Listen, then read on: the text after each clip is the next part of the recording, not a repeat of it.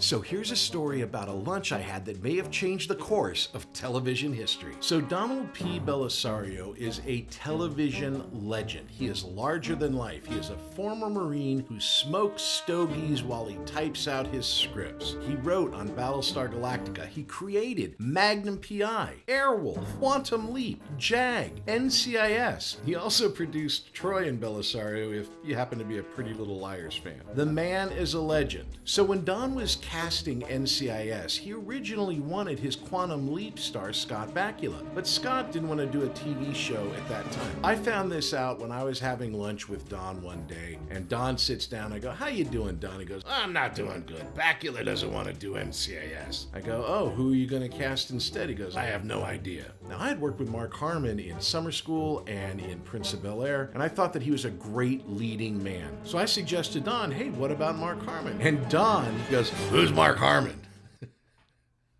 Now, of course, he knows who Mark Harmon was, but he didn't know who Mark Harmon was at that particular moment. And I explained to him, I said, "Hey, he's this great, good-looking guy. He's on the West Wing. Why don't you check it out?" So a week goes by. We're in the lunchroom again, and Don comes in, and I say, "Hey, Don, have you ever found your leading man for NCIS?" And he goes, "Oh, I found this great guy. His name is Mark Harmon. He's on West Wing. He's going to be great. You're going to love him." And I told Don, I go, "Yeah, Mark Harmon's a great idea." Of course, Mark Harmon's a big, huge star. Never needed my help, but I like to think at some point I had some small part in casting Mark Harmon in NCIS, because you never know what's going to happen at a Hollywood lunch.